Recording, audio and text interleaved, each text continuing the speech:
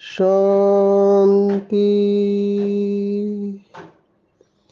आज 1 मार्च 2024 भारत में शुक्रवार है। Today is 1 March 2024 and it's Friday in Bharat. आज की मुरली का जादुई रहस्य स्वयं को प्रेरणा देने के लिए magical secrets of today's Murli for motivating the self. आज की पूरी साकार मुरली 2 शब्दों के ऊपर है और वो 2 शब्द है राव और रंक, माना राजा और फकीर। बाबा के इस भाव में कई सारे शब्द आए, बेगर और प्रिंस। अभी हम देख रहे हैं कि जो करोड़पति है उनको रोड़पति बनने में टाइम नहीं लगता है। बाबा ने जो कहावत मुरलियों में सुनाई है कि किसकी दबी रहेगी धूल में किसकी राजा खाए, तो ये सब प्रैक्टिकली हम अभी देख रहे हैं। एक भूकंप आया, जो आलीशान महलों में रहे हुए थे तुरंत जमीन पर आ गए। एक बाढ़ आ गई, पैसे छिपा के रखे थे धरती के अंदर, पानी घुस गया, वो सब पैसे खत्म हो गए। किसकी राजा खाए, नोटबंदी आ गई भारत में वो सब काला धन व्यर्थ चला गया। ये सब हम देख रहे हैं कि जो राव इस समय के वो रंक होने वाले हैं। बाबा ने बहुत बार कहा कि गरीब निवास बाबा है, गरीब बच्चों के लिए आता है। गरीब बच्चे ही ज्यादा निकलते हैं, अमीर कोई विरला ही निकलता है।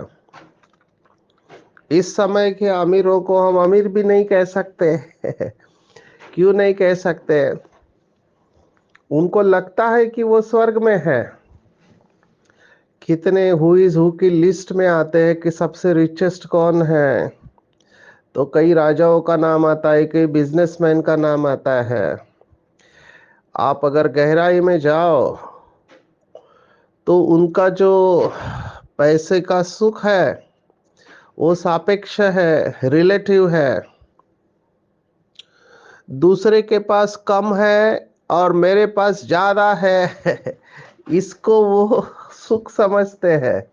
मनुष्य का इस दुनिया में सुख सापेक्ष है। और अमीरी और गरीबी की व्याख्या भी की जाती है। अमीर और गरीब की कौन सी व्याख्या है? दुनिया में समझते जिसके पास स्थूल धन ज्यादा है वो अमीर है, और जिसके पास स्थूल धन कम है वो गरीब है। अब ये धन भी जाने वाला है हमने तो देखा ये डिजिटल करेंसी जो थी, आप जो बाबा के पढ़े लिखे बच्चे हैं वो समझ सकते हैं। डिजिटल करेंसी के ऊपर खेल चल रहा था।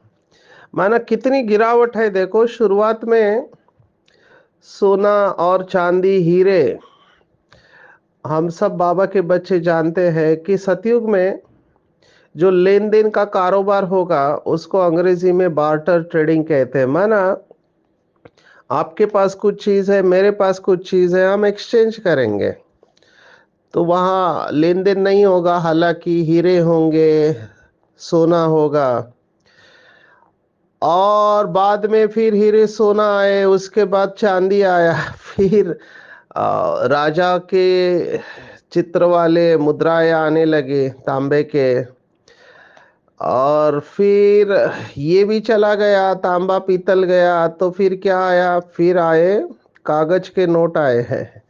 कागज के नोट अभी तक है, लेकिन उसके साथ में प्लास्टिक मनी हम कहते हैं। ये क्रेडिट कार्ड, डेबिट कार्ड, ये जितने भी कार्ड है इसको प्लास्टिक मनी कहते हैं।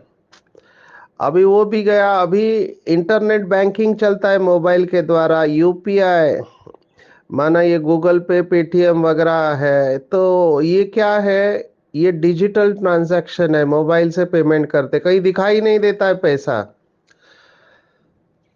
और इसमें फिर डिजिटल करेंसी आई थी जो फिर बंद हो गई क्योंकि बहुत लॉस में गए। तो कहाँ से कहाँ तक आ गए हम। और खुशी इस बात की है कि मेरे बैंक में इतने सारे पैसे हैं इस बात की खुशी है। देखो, भक्ति मार्ग में भी इसके ऊपर बहुत अच्छा सुनाते हैं। कई लोगों को आदत होती है कि उनके पास जो पैसा है वो गिनते रहते हैं, उनके पास जो पैसा है वो गिनते रहते हैं। और भक्ति मार्ग में कहते हैं कि व्यक्ति नीचे बैठ के पैसा गिन रहा है कि कल इतना था, आज इतना हो गया। और भगवान ऊपर बैठ के गिन रहा है, भगवान भी गिन रहा है और ये व्यक्ति भी गिन रहा है। व्यक्ति गिनता है कि मेरे बैंक में कितना पैसा है, और भगवान क्या गिन रहा है? कल इसके पास इतनी सांसें थी, अभी इतनी ही बची है, और ये पैसे के पीछे पड़ा है। तो ये समझ की बात है कि साथ में क्या जाने वाला है। अभी कई लोग इसको ऊपर ऊपर से महसूस करते हैं, लेकिन स्पिरिचुअलिटी की जो गहराई में गए हैं लोग, वो इस बात को बहुत अच्छी तरह से महसूस करेंगे और हमेशा याद में रखते हैं कि मैं सबसे श्रेष्ठ कमाई करो। और सबसे श्रेष्ठ कमाई क्या है? तो अविनाशी ज्ञान रत्नों से स्वयं को भरपूर करना, ये सर्वश्रेष्ठ खजाना है। बाकी सब खजाने, जैसे हमने देखा कि चोरी हो सकते हैं, उसको पानी डुबो सकता है, आग जला सकती है, लेकिन ये जो खजाना है ना, इसको चोर चोरी कर सकते हैं, ना आग जला सकते हैं, ना पानी डुबो सकता है, क्योंकि ये अविनाशी खजाने हैं और ये हमेशा हमारे साथ में रहते हैं। तो बीच का रास्ता हम हमेशा लोगों को ये बताते हैं कि दोनों कमाई करो, विनाशी कमाई भी करो, ताकि आपकी जीवन आराम पसंद हो, ज़्यादा लग्जरी नहीं हो लेकिन कंफर्टेबल हो। और साथ में अविनाशी कमाई भी करो, क्योंकि अविनाशी कमाई हमारे साथ में जाती है और इसी के ऊपर नंबर बनते हैं। शिव के आगे कहते हैं कि झोली भर दे करके है। अभी बाबा झोली भरने के लिए आया हुआ है, लेकिन नंबर वन, झोली ही छोटी है, माना बड़ा दिल नहीं है, तो बाबा क्या करेगा? नंबर टू, झोली है लेकिन झोली में छेद है, आप डालोगे तो भी रहेगा नहीं। जिसको बाबा कहता है कि कमाया खाया खत्म किया, जमा नहीं हुआ। नहीं तो आप सोचो, समय एक है, पढ़ाने वाला भी एक है, समय को वरदान भी है और सबको एक जैसा पढ़ाता है। बाबा ऐसे नहीं करता है जैसे आजकल के टीचर होते हैं, प्राइवेट कोचिंग देते हैं, घर में आके पढ़ाते हैं स्पेशल ध्यान दिया जाता है। हमने देखा कई स्कूल कॉलेज में स्पेशल स्टूडेंट्स को वो सिलेक्ट करते हैं और उनके ऊपर पूरा ध्यान देते हैं, उन्हीं के ऊपर पूरी मेहनत करेंगे।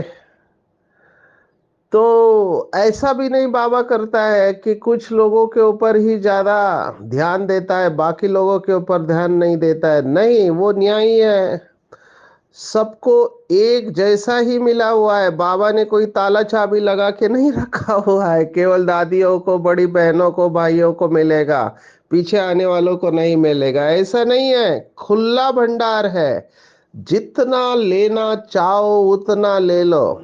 ये जो भक्ति मार्ग में कहावत है कि भगवान जब बांटता है तो छप्पर फाड़ के देता है, वो छप्पर फाड़ के दे रहा है, लेकिन लेने वाले ही नंबरवार बन जाते हैं, लेने वालों में नंबर बनता है। तो बाबा क्या करेगा? और ये बैंक केवल संगम युग पर खुल रहा है। बाद में नहीं खुलेगा। अभी बाबा क्या करेगा, इतना बाबा भरपूर कर रहा है, हमारे पास शब्द नहीं है, लेकिन ये अनुभव की बात है, ये दिमाग से समझने वाली बात नहीं है। बाबा के पास ये दोनों प्रकार के बच्चे हैं, दिमाग से समझने वाले और दिल से महसूस करने वाले। और बाबा को हमेशा दिल वाले अच्छे लगते हैं, बड़े दिल वाले।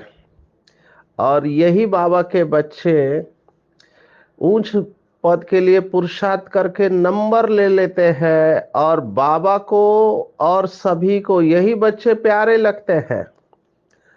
आप सोचो, अपने आप को चेक करो कि मैं कौन सी कैटेगरी में आता हूं। आज बाबा ने फिर से वो 3 कैटेगरी याद की है। जैसे स्कूल में सर्टिफिकेट देते हैं टीचर, तो उसमें लिखते हैं कि बच्चा गुड है, बेटर है या बेस्ट है। आजकल मेरे ख्याल से ग्रेड लिखते हैं, ABC, A grade, B grade और सी ग्रेड। पहले मार्क्स लिखते थे, अभी ग्रेड पे आ गए हैं। गुड, बेटर, बेस्ट, जिसको बाबा कहता है उत्तम पुरुषार्थी, मध्यम पुरुषार्थी और कनिष्ठ पुरुषार्थी। अभी ये नंबर भगवान नहीं बना रहा है। ये जो भगवत गीता का श्लोक हम सब ने देखा, 4 अध्याय का, चातुर्वर्ण्यम मया सृष्टम गुण कर्म विभागशः, ये सभी वर्ण अपने आप बन रहे हैं, भगवान नहीं बना रहा है। जिसके ऊपर ये लोग इतना झगड़ा करते हैं, ये मनुष्य के जन्म के अनुसार नहीं है, कर्मों के अनुसार है। कर्म करके हम श्रेष्ठ पद पा सकते हैं, लेकिन अगर झोली भरने का तरीका नहीं आता है, झोली भरते नहीं है, तो देंगे कहां से, जिसकी झोली में ही कुछ नहीं है। बहुत सुंदर शास्त्रवादियों ने इसके ऊपर चिंतन किया है। पहला अमीर किसे कहेंगे, तो अंग्रेजी में कहते हैं, richest person is not the one who has the most but who needs the less. अमीर व्यक्ति उसे कहा जाता है, उसे नहीं कहा जाता जिसके पास बहुत कुछ धन है। अमीर व्यक्ति उसे कहा जाता है जिसको बहुत कम चीजों की आवश्यकता रहती है जीने के लिए। अभी ये बहुत इंटरेस्टिंग है, ध्यान खींचवाने वाला है। कितना चाहिए हमको, उसकी भी लिमिट है। आप खाएंगे कितना, भले आपका बिस्तर बहुत बड़ा है, लेकिन सोएंगे कितनी जगह पर। कफन तो छोटा सा ही होगा, कपड़ा जिसके ऊपर आपको लपेटा जाएगा। शायरों ने भी इसके ऊपर लिखा हुआ है। ये सब बातें हमारा ध्यान खिंचवाने के लिए है कि उड़ जाएगा एक दिन पंछी, रहेगा पिंजरा खाली। लोग पूरी जिंदगी भर कमाने में लगाते हैं, पैसा पैसा पैसा, और जब अंतिम समय आता है तो पता चलता है कि न कफन में जेब है, न कब्र में अलमारी, और मौत के फरिश्ते तो रिश्वत भी नहीं लेते हैं।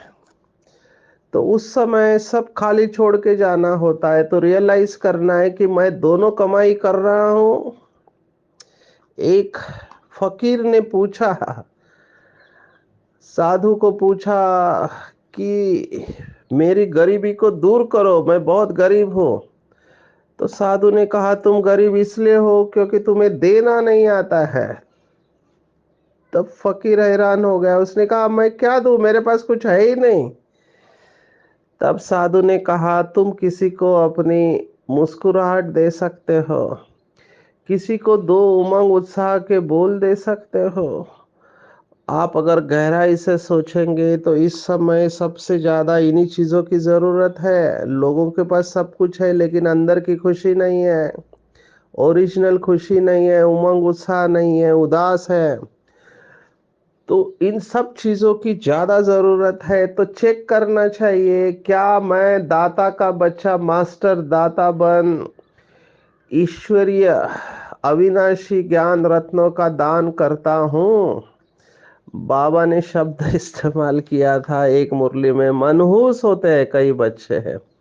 भगवत गीता का शब्द है कृपण, कृपणा फल हेतवा, ऐसे दूसरे अध्याय में आया है। कृपण माना कंजूस, जिनको दान करना नहीं आता है, वो केवल जमा करते रहते हैं। अंग्रेजी में धन को कहते हैं करेंसी, करेंसी और करंट हमेशा फ्लो होते रहना चाहिए, तभी वो वापस आएगा। एक बहुत सिंपल प्रिंसिपल है भक्ति मार्ग का, आपको जो चीज चाहिए उसका आप दान करो, क्योंकि दान करने से वो वापस आपके पास आएगी। आपको शांति चाहिए, शांति दे दो। प्यार चाहिए, प्यार देना चालू करो।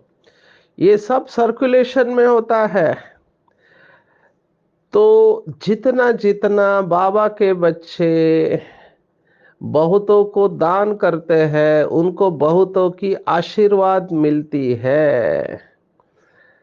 स्थूल धन नहीं, लेकिन ध्यान धन से अनेकों का कल्याण करते रहो। और ऐसे बाबा के खुश मिजाज और योगी बच्चे ही बाप का नाम निकालते हैं। तो चेक करना चाहिए, अपने साथ बात करना चाहिए, क्या मैं अविनाशी ज्ञान रत्नों का दान करती हूँ? अभी ड्रामा इस मोड़ पर है कि बाबा का ज्ञान इंटरनेट पे अवेलेबल है, 7 डेज कोर्स अवेलेबल है, लिटरेचर सब कुछ अवेलेबल है। लोगों को शक्ति की जरूरत है, लोगों को शक्ति की जरूरत है। तो शक्तियों का दान करना है, गुणों का दान करना है। बाबा ने ये स्पष्ट कहा हुआ है कि लास्ट में भिखारी की तरह लोग आएंगे, इतने खाली होंगे कि उन्हें 1 सेकंड की दृष्टि मिल जाए तो भी खुश हो जाएंगे। और ये क्वालिटी अभी हम नोटिस कर रहे हैं, इतने खाली हो गए हैं। तो ये थोड़े में संतुष्ट होने वाली आत्माएं अभी आना चालू हो गई है। तो हमको इनको गुण और शक्तियों का दान करना है। और बाबा के ऐसे बच्चे हैं जो अपने कर्मों के द्वारा गुण और शक्तियों का दान करते हैं।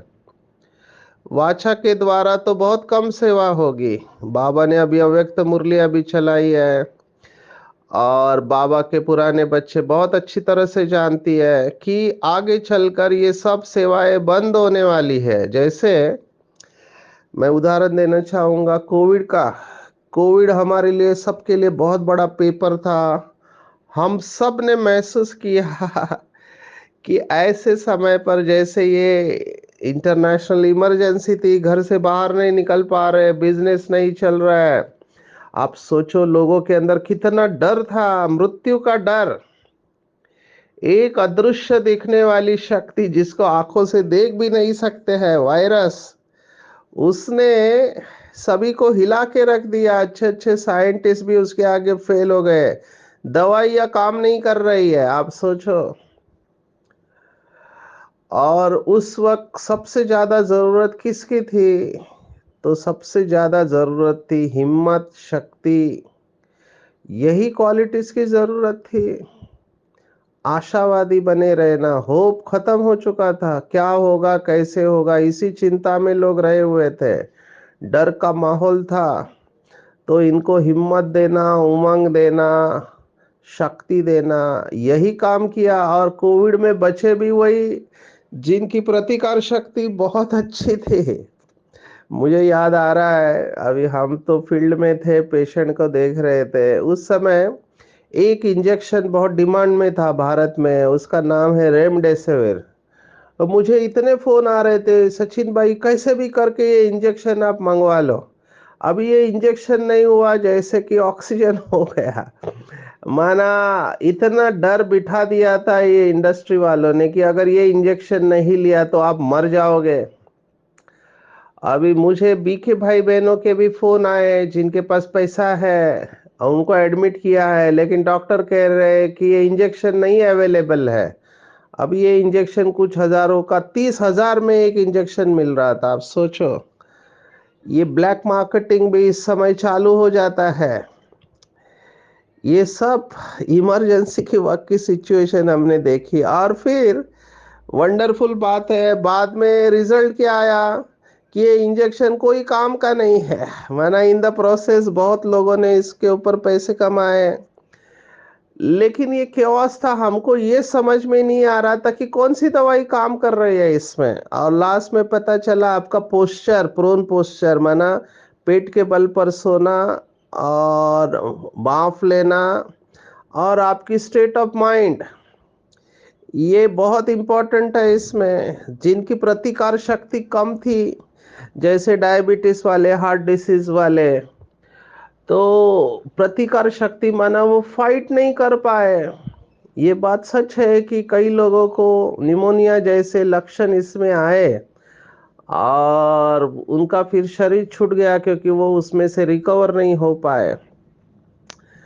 लेकिन पूरा खेल प्रतिकार शक्ति के ऊपर था। ये उदाहरण मैं इसलिए दे रहा हूं कि समय पर ये पैसा भी काम में नहीं आता है। समय पर जो काम में आता है वो है दुआएं, ब्लेसिंग्स। ये हमने अनुभव किया क्योंकि हमसे भी गलती हुई थी। हम कंटिन्यूस 12 घंटा ड्यूटी कर रहे थे, वो किट में पानी पीना नहीं हुआ, तो कंटिन्यूस लगातार ड्यूटी कर रहे, कोविड में पानी नहीं पिया तो डिहाइड्रेशन में चले गए, माना शरीर के अंदर का पानी कम हो गया। अभी शरीर तो एडजस्ट करता है, तो कुछ समय तक तो शरीर ने एडजस्ट किया, कोविड खत्म हुआ, फिर मधुबन में रिकॉर्डिंग में गए तो पता चला ब्रेन के अंदर खून की गांठ हो गई, पैरालिसिस की शुरुआत। अभी पैरालिसिस उनको होता है जिनके अंदर एथेरोस्क्लेरोसिस माना कोलेस्ट्रॉल जमा रहता है, ब्लड प्रेशर है या और कोई रिस्क फैक्टर है। मुझे कोई रिस्क फैक्टर नहीं, तो मुझे समझ में नहीं आया क्या हो रहा है। लेकिन जैसे ही मधुबन से फिर अपोलो हॉस्पिटल अहमदाबाद में भेजा, वो न्यूरोलॉजिस्ट ने कहा आपका एमआरआई करना पड़ेगा, देखना पड़ेगा कितना फैला हुआ है खून की गांठ ब्रेन के अंदर। मैंने कहा ठीक है। तो जब एमआरआई किया तो वो डॉक्टर कह रहा है कि आपकी पूरी गांठ पिघल चुकी है, आपको कुछ नहीं है। सीटी स्कैन में ब्लड की क्लॉट दिखाई दे रहा है, नेक्स्ट डे क्लॉट डिसॉल्व हो गया। आप इसे क्या कहेंगे? तो दुआएं समय पर काम आती है, बहुतों की दुआएं। तो मैं हमेशा ये ध्यान में रखता हूँ कि दुआएं लेने का पुरुषार्थ करो और दाता बन देते चलो। तो ये आज की मुरली पूरी इसी के ऊपर है। मैं देखता हूँ लोगों के पास सब कुछ है लेकिन खुशी नहीं है।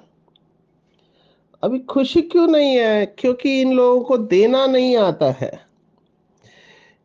देना, एक बार अब्दुल कलाम हमारे पास आए थे। उन्होंने अनुभव सुना है कि वो एक बार शंकराचार्य के पास मिलने गए थे, तो वहां पे दूसरा बिजनेसमैन आया था। अभी उसके पूरे शरीर के ऊपर सोने से लदा हुआ था, वो गले में सोना, हाथ में सोना, किलो किलो का सोना ये लोग पहनते हैं। और वो उदास था। तो तमिल में वो बोल रहा था कि मेरे पास बहुत धन वगैरह है लेकिन मेरे बच्चे मुझसे प्यार नहीं करते हैं। तो वो प्यार के लिए भूखा था। तो शंकराचार्य ने उनको कहा कुड़ू कुड़ू कुड़ू, बना आप देते जाओ, प्यार देंगे तो मिलेगा। तो ये हालत है इस समय के लोगों की, सब कुछ है लेकिन प्यार नहीं मिल रहा है, प्यार के भूखे हैं ये लोग। तो अविनाशी खजानों की जरूरत है लोगों को, और बाबा हमको इसी में अमीर बना रहा है। आज बाबा ने कहा देखो मम्मा, उसके पास कुछ नहीं था लेकिन धन की देवी लक्ष्मी बनी। क्यों? क्योंकि दाता बनी, देना चालू किया। इसे हमको भी देना है। नहीं तो कई लोग, बाबा ने आज कहा गर्भ जेल की आदत रहते, बार बार वही करते रहते हैं। तो गर्भ में तो अनजान करते हैं, फिर वहां की वहां रही, वही कर्म करते रहते हैं और वो कर्म अपने साथ में लेके जाते हैं। तो रहम करना है। बाबा के बच्चे इस समय बहुत दुखी है, दाता बन देते जाओ। मुझे तो हर एक जो भी मिलता है, मैं देखता हूँ हर एक के जीवन में कोई ना कोई प्रॉब्लम है। अभी कलयुग है तो समस्या तो आएगी ही आएगी। लेकिन जितना हमारा कनेक्शन अच्छा है बाबा के साथ में, जो बाबा ने कहा योगी बच्चे, जितना हम बाप के ऊपर बलिहार जाते हैं, है ना, सब कुछ बाबा को विल कर देते हैं, तो बाबा हमको विल पावर देता है। देखो, एक कोटेशन मैं हमेशा ध्यान में रखता हूँ, जितनी इच्छाएं ज्यादा उतनी इच्छा शक्ति कम। इसको दिमाग में फिट कर देना।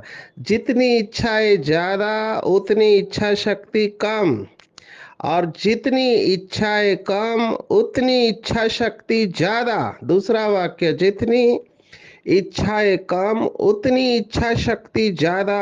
और जिनकी कोई इच्छा नहीं वो सिद्धि स्वरूप आत्माएं हैं। कोई इच्छा नहीं, वो सिद्धि स्वरूप। और जब मेरी कोई इच्छा नहीं, मैं जो संकल्प करूंगा वो तुरंत पूर्ण हो जाएगा। आप सोचो, ये पूरा डायनामिक्स है डिजायर्स का। तो चेक करना चाहिए, मेरी कोई इच्छा तो नहीं है। भगवान मिलने के बाद किसी भी चीज की जरूरत नहीं पड़ती है, केवल निमित्त मात्र इस संसार में एग्जिस्ट करना है। जैसे अवतार होते हैं, अवतार निमित्त मात्र है, उनको एक ही बात याद रखते हैं वो फरिश्ते या अवतार। आते हैं, संदेश देते हैं, उड़ जाते हैं, आते हैं, संदेश देते हैं, उड़ जाते हैं।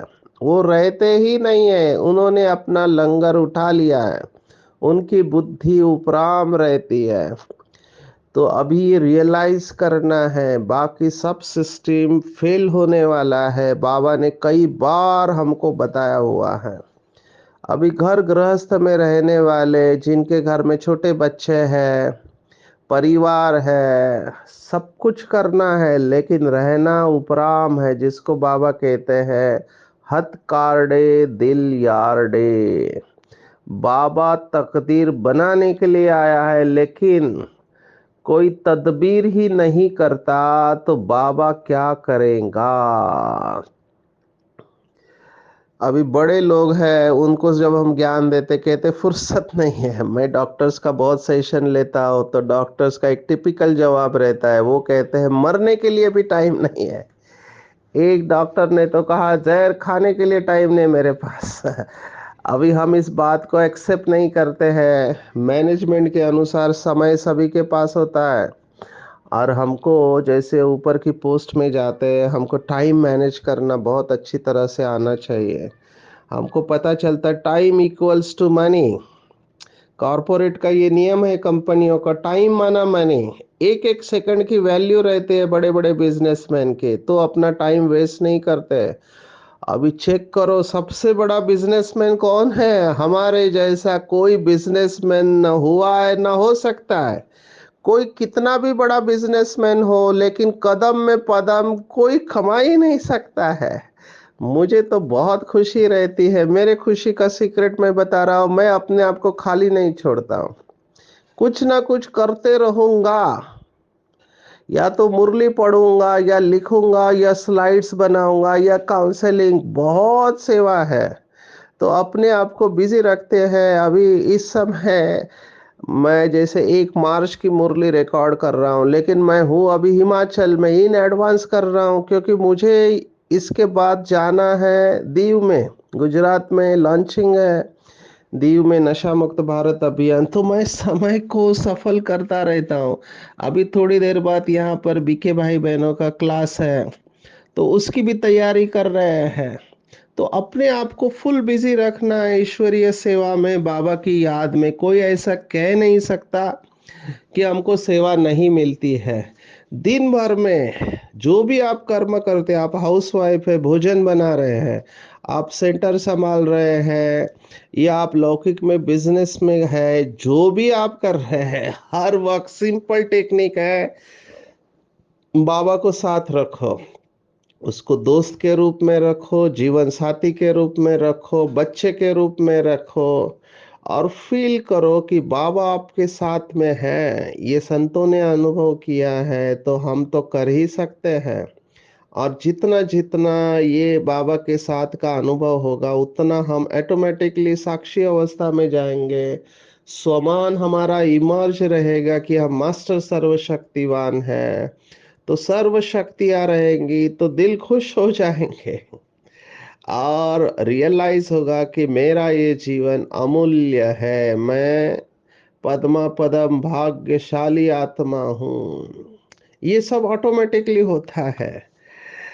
तो ब्रह्मा बाप समान बनना है, तो ये सब बातें जो ब्रह्मा बाप ने की है, उसको अपने जीवन में धारण करना है, तो हम जल्द ही संपूर्णता की मंजिल पर पहुंच पाएंगे।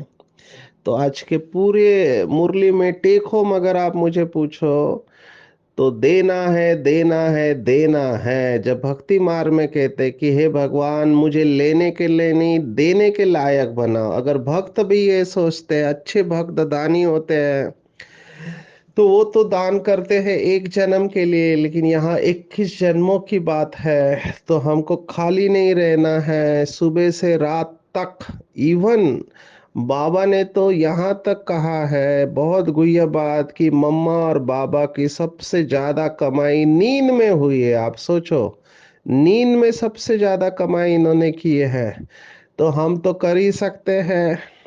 पूरे दिन भर में चेकिंग करेंगे कि मैं अविनाशी ज्ञान रत्नों को कितना अपने अंदर धारण कर रहा हूँ, कितना अविनाशी ज्ञान रत्नों का मैं दान कर रहा हूँ, क्या मेरा रजिस्टर ठीक है, क्या मैं मीठा बना हूँ, क्या मैं बहुतों की आशीर्वाद ले रहा हूँ, क्या मैं दिन भर में भिन्न भिन्न संबंधों की स्मृति के द्वारा अपना श्रेष्ठ भाग्य बना रहा हूँ और ब्रह्मा बाप समान संपूर्णता की मंजिल पर पहुंच रहा हूँ।